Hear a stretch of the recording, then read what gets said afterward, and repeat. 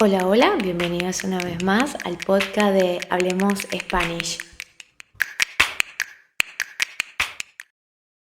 Para los nuevos y para los que ya están desde hace mucho tiempo en Hablemos Spanish, recordemos que este es un espacio para practicar tu español. El español como lengua segunda o como lengua extranjera. ¿Qué puedes encontrar acá? Bueno, temas relacionados con la literatura, la sociedad, la política, temas sociales, lo cotidiano, ¿no? Lo importante es que te puedas mantener enfocado o enfocada y que sigas creciendo en tu adquisición del idioma.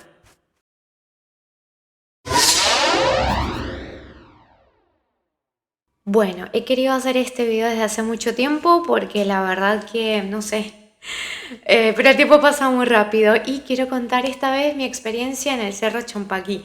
¿Por qué? Por un montón de cosas que pasaron. Había estado hablando con algunos estudiantes y amigos contándoles un poco de lo que aconteció y ahora quiero enumerar y a partir de allí reflexionar sobre uno de los últimos posteos que hice en Instagram donde contaba de, bueno, a partir de eso, ¿qué cambió en mí? Porque sí siento que cambió algo desde hace un tiempo. Es cierto que también estoy como en la búsqueda de alejarme mucho del consumo, del capital, de comprar cosas por comprar. Y siento que esta experiencia en el Champaquí y luego la Totora han cambiado algo en mí, ¿no? Y todavía lo estoy asimilando, todavía no puedo creer todas las cosas que pasaron en tan poco tiempo. Así que hoy les quiero contar un poquito sobre eso.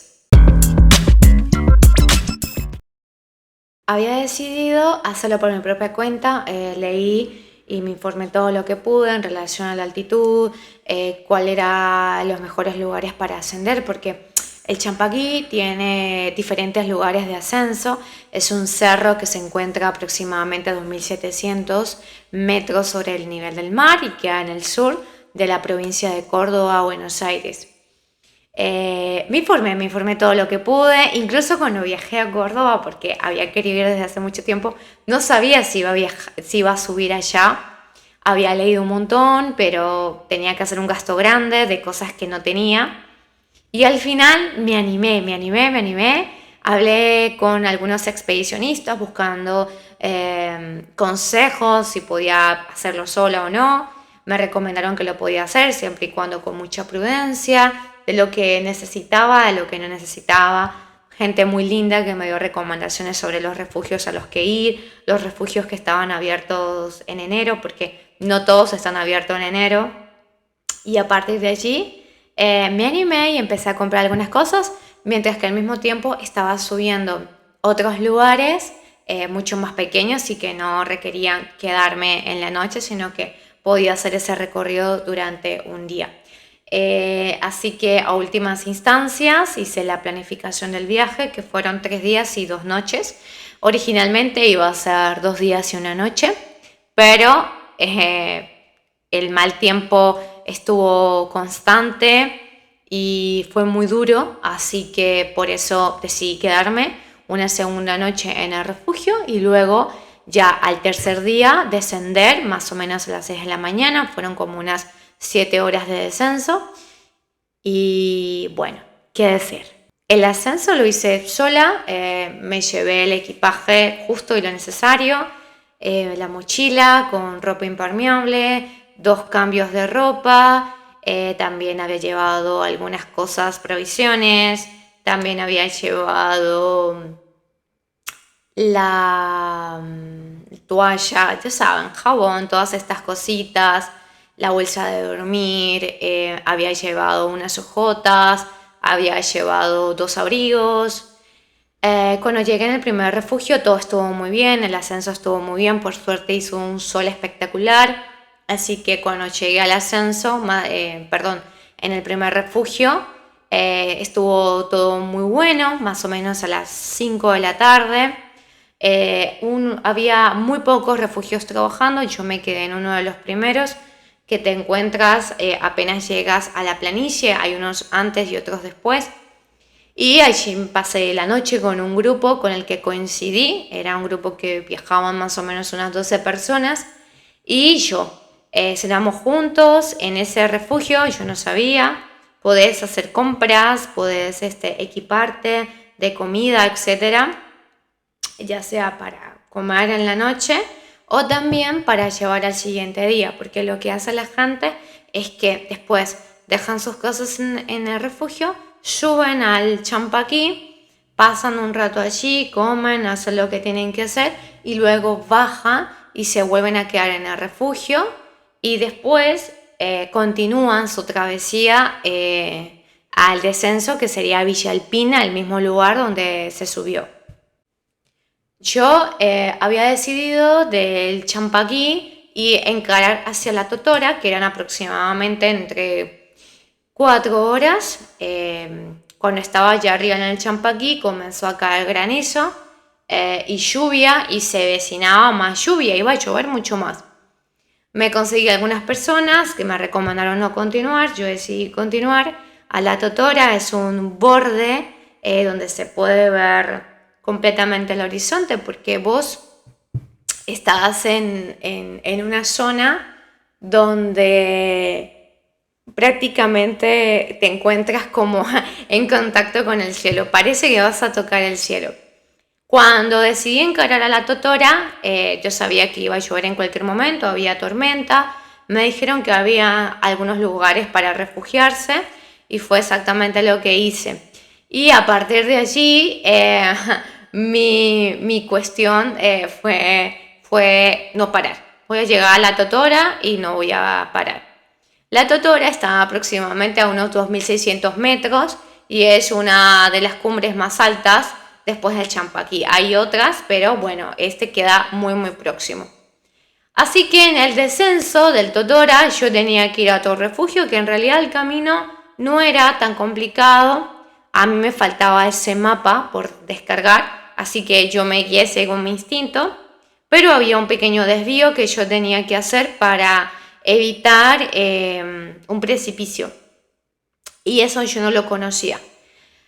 Como estuvo lloviendo mucho y cayó demasiado granizo, el terreno estaba muy mojado, muy empantanado. Bueno, yo me mojé toda porque llegaba un momento en que se convirtió en lodo, digamos. Y después la cosa se comenzó a complicar, porque cuando estaba tratando de rodear el precipicio para ir hacia ese refugio, no podía. Yo lo veía de lejos, estaban las luces ya encendidas, pero no podía llegar allá. Era aproximadamente como las 5 de la tarde y ya me estaba comenzando a preocupar, porque si bien es verano, no hacía un buen tiempo, así que parecía que eran las 8 de la noche. Y en una de esas, cuando voy a tratar de encarar el precipicio, la ceja de montaña, para tratar de bordearla y llegar al lugar, me encuentro con un precipicio. Cuando quise regresar, casi me caigo hacia atrás porque la mochila me hizo un sobrepeso y tambaleé. Cuando tambaleo, no sé cómo saqué fuerzas de mí, me impulsé hacia adelante y nada, caí sobre una piedra, pero estaba completamente abrazada a la piedra. Y abajo lo que quedaba era completo vacío. O sea, si yo caía de ahí, no había manera de que la contara, porque además en esa ceja de montaña había un río y el río era profundo. O sea, no iba a sobrevivir. Además de las rocas, el agua era completamente helada, la lluvia, y estaba todo completamente cerrado por vegetación. Recuerdo que cuando salí de allí ni siquiera fui capaz de tomar una foto porque me sentía muy osada, como que era como retar a la naturaleza.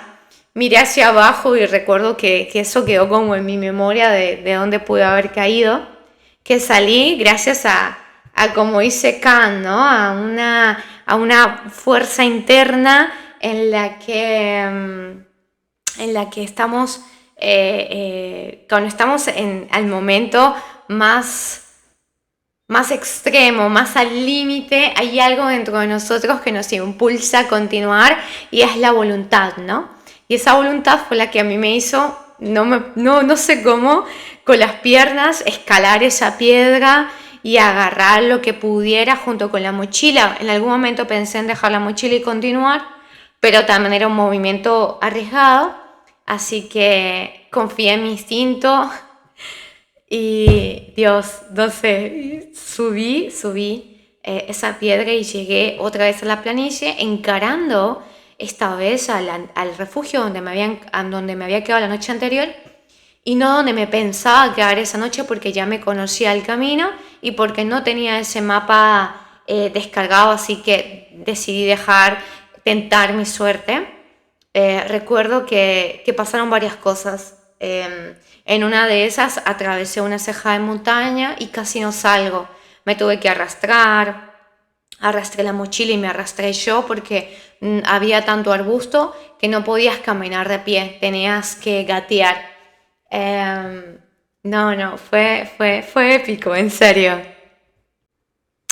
Creo que en ese momento, antes de eso, había vivido 2 episodios más porque no conseguía el camino, ¿no? Las piedras eran muy altas, no las podía escalar, había mucha lluvia, estaba todo muy resbaladizo y realmente estaba un poco preocupada porque no encontraba la manera, el camino, la forma de volver a la ruta. Y yo decía, pero por favor, ¿qué hago? ¿Qué hago? No sé qué voy a hacer. Y hubo un par de veces en donde yo sentí genuinamente que mi tensión había como descendido,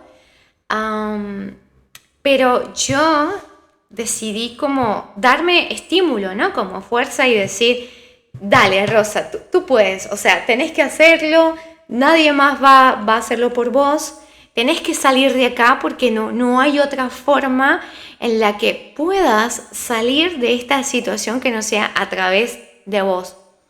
Y me acuerdo que empecé a pensar mucho en mi mamá, en las circunstancias, en todo lo que he pasado. ¿Viste? Esas películas en las que uno comienza a reflexionar sobre su vida. Y yo seguía, ya no tenía fuerzas, ese día había caminado 13 horas aproximadamente. Bueno, en total había caminado 13 horas, pero en ese momento había caminado quizás 9 horas. Ya estaba muy cansada, ya no quería continuar y realmente estaba como pensando en si tenía que pasar la noche ahí y si pasaba la noche ahí era seguro o no era seguro. Creo que nunca se me cruzó el arrepentirme. Es una decisión que tomé de manera muy fría antes de hacerlo. Y nada, al final, cuando volvía a la ruta y al camino que yo conocía, recuerdo que estaba tan emocionada como que sentía que había alcanzado el Santo Grial porque estaba ya otra vez en un lugar que yo podía reconocer como mío y que sabía que ya a partir de ese momento, a pesar de que no estaba cerca, no era fácil, lo iba a lograr. Y así fue. Pero a partir de allí, de esta situación, del peligro, de cuando sentí que la tensión se me bajó, de que casi me voy por el precipicio, de que casi me rindo porque sentía que ya no tenía fuerza, de que estaba muy mojada, de que no sabía qué iba a pasar.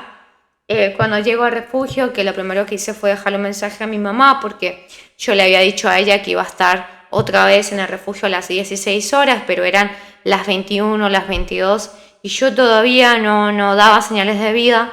Lo primero que hice fue mandarle un mensaje a mi vieja cuando llegué y decirle, mami, está todo bien.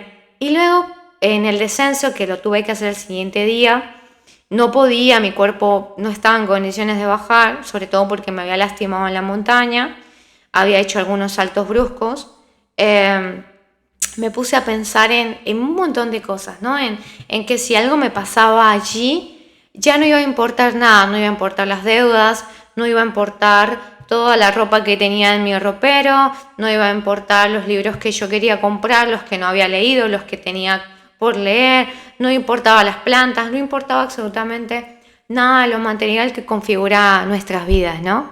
Y en ese momento en el que yo estaba como como tan preocupada por lo material, llegué a la conclusión de que no importaba nada de lo que yo tuviera hasta ese momento, porque al final la vida se resumía en lo que yo era allí. Es decir, Rosa, con la ropa que tenía puesta, con lo que tenía en la mochila, que era 2 mudas de ropa, algunas galletas y ya. Y la vida al final se reducía a eso y no importaba absolutamente nada más. Y a partir de allí me puse a cuestionarme sobre necesito esto o necesito aquello o necesito lo otro o por qué he gastado tanta fuerza en esto que al final no me queda nada o por qué he comprado tantas cosas que al final no he necesitado. Si al final mi vida estaba reducida a una mochila y a la fuerza y a la voluntad que yo tenía dentro de mí para salir de esa situación, ¿no? Si bien el Champaquí no es una montaña alta, tiene un ascenso un poco difícil porque hay mucha piedra, hay mucha roca, en realidad eso es como lo difícil, ¿no? Sobre todo también el descenso por tus rodillas. Pero fuera de eso no es muy alto. Fueron como un poco las circunstancias que rodearon la situación que me hicieron a mí como replantearme, ¿no? Replantearme la situación y decir, Dios, ¿en qué momento termino yo en esta situación pasando esto, atravesando esto? Cuando en realidad esto es una montaña súper sencilla, ¿no? Si lo ponemos a comparar con otros picos altos y con otros picos o otras montañas que yo también he subido. Lo vi como un tema de prueba sumado a otras cosas que también me pasaron durante el viaje y a otros lugares que subí, pero que su ascenso no era tan alto, ¿no? 1800, 2000, 2200. Así que, ¿qué pasa a partir de esta situación, no? Es la cuestión. ¿Qué pasa? Y pienso yo que tiene que ver un poco con qué decides aprender a partir de allí, ¿no? ¿Qué quieres hacer con tu vida a partir de este cambio, ¿no? No quiero ser ninguna hippie ni ninguna vendehumo, pero es eso. ¿Qué haces? ¿Qué vas a hacer? ¿Quieres aprender algo de esta situación o bueno, ya está, no pasa nada? Yo creo que es imposible vivir algo así y que no cambie algo dentro de vos. Es una de las cosas que pienso. El viaje después de eso se hizo muy silencioso, muy tranquilo.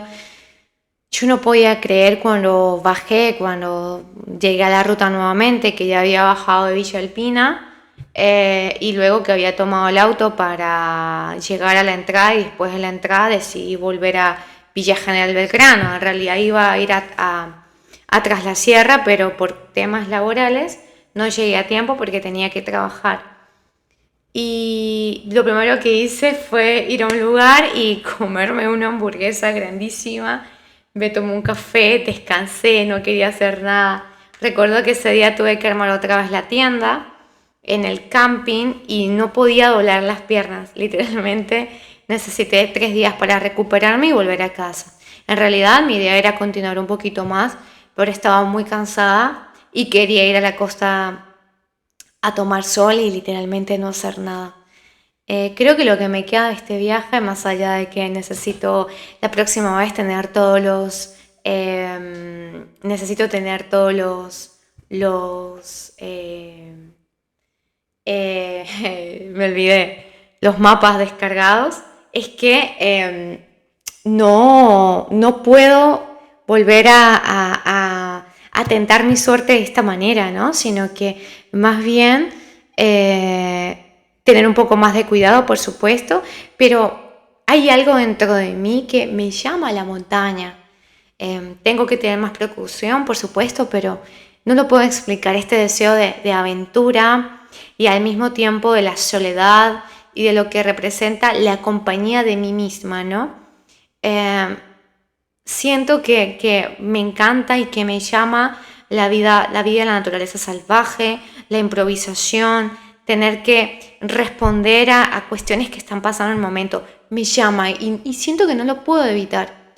Así que espero que a partir de ahora tener un poco más de precaución, pero bueno, después de mi vuelta acá a casa, no he querido hacer mucho, ¿saben? He querido simplemente estar acá y no sé, no salir mucho. Siento que no pertenezco acá y que de por sí siempre me he sentido así, pero ahora más que nunca. Lo que quiero decir también con esto no es que ahora no pertenezco y que me quiero ir a vivir a la montaña y no saber nada del mundo, porque al final también dependo de él, ¿no? Pero lo que sí quiero es pensar, ¿no? Primero en cómo continúo conectándome con esta parte de mí que me llama a vivir más aventuras de este tipo y cómo al mismo tiempo dejo a un lado el material, ¿no? Gastar en cosas que no necesito, dejar de comprarme por publicidades engañosas, dejar de comprar más cantidad. Por ejemplo, tengo 5 vasos, ¿para qué quiero un sexto vaso, no?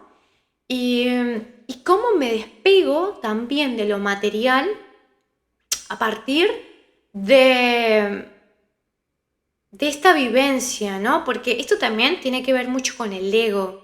¿Cómo voy a soltar mi ego para alcanzar un poquitito esto del desapego, ¿no?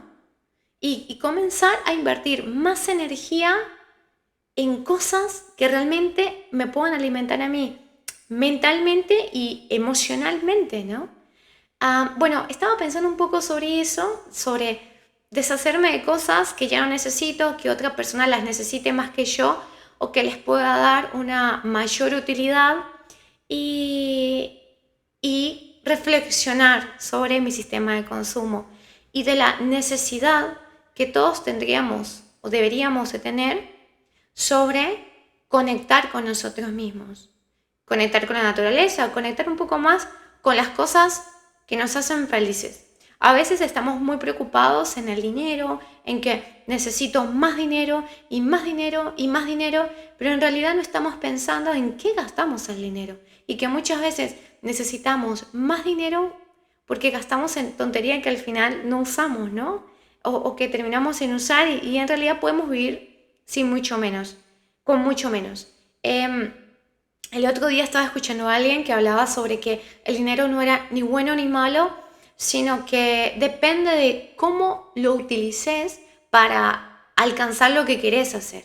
Y el tema es ese, ¿no? ¿Cómo llegas a esa conclusión y llevar al ejercicio esa conclusión? Porque parece muy fácil decirlo, pero en la práctica la cosa se complejiza un montón y bueno, te encuentras con la realidad, ¿no? Con cómo te desapegas, porque el ego está siempre allí acosándonos, motivándonos, estimulándonos. Y bueno, no sé, no me quiero extender. Espero que les haya gustado esta historia loca que les conté, que ya muchos lo conocen, y lo que he pensado a partir de esto. Voy a hacer lo posible por dejarle algunas fotitos y videos de mi viaje. Y bueno, espero que les guste, lo disfruten y bueno, nos vemos después en otro episodio más de Hablemos Spanish. Chau, chau.